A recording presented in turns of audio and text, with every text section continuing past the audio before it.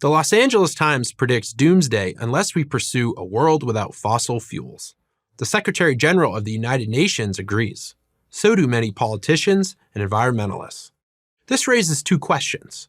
Is such a world possible? And is it desirable? Let's try to answer both.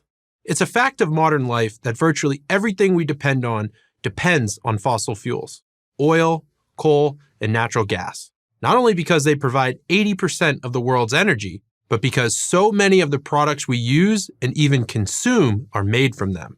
I'm talking about petrochemicals, that is, chemical products derived from fossil fuels. Petro, as in petroleum. Let's start with something everyone encounters every day: asphalt. The US alone produces over 420 million tons of asphalt per year. The key ingredient of asphalt is crude oil, which binds all the materials in asphalt together. No oil, no asphalt. No asphalt, no paved roads. But I'm only getting started.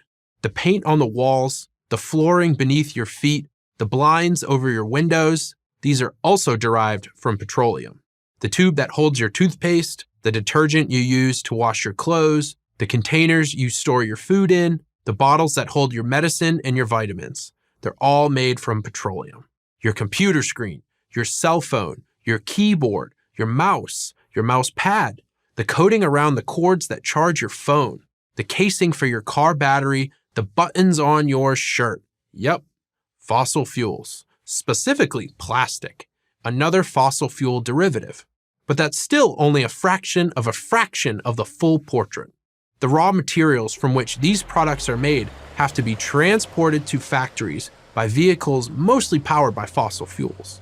The machines in the factories are also largely and sometimes completely powered by fossil fuels.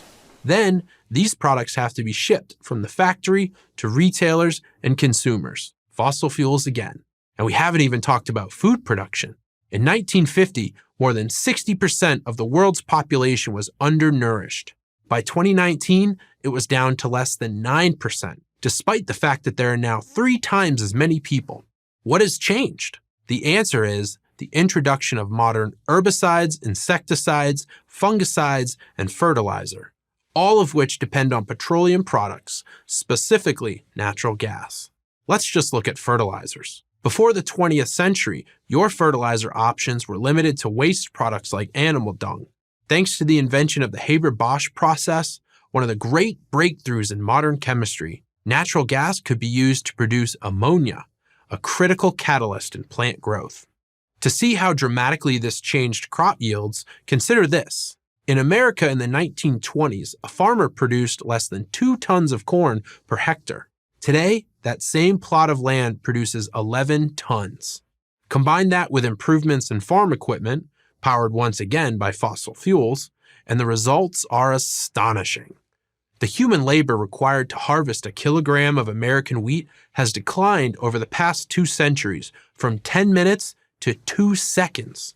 Without fossil fuels, much of the world's population would starve to death in a year.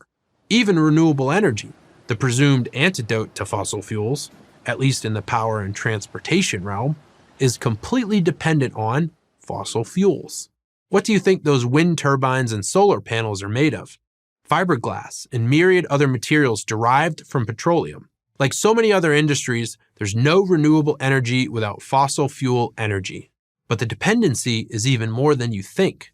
Since wind and solar are inherently intermittent, it's not always sunny and it's not always windy, there has to be a source of fossil fuel energy as a backup nearby. Unless, of course, you're lucky enough to still have a nuclear power plant in your neighborhood. Let's put it this way. If you're having surgery, you want the hospital to have reliable power. You should be getting the idea by now. Fossil fuels are not just about driving your car and heating your home. Fossil fuels are everywhere and in everything. According to one of the world's foremost experts on energy, Václav Smil, distinguished professor emeritus in the Faculty of Environment at the University of Manitoba, fossil fuels are the most important factor in explaining the advances of modern civilization.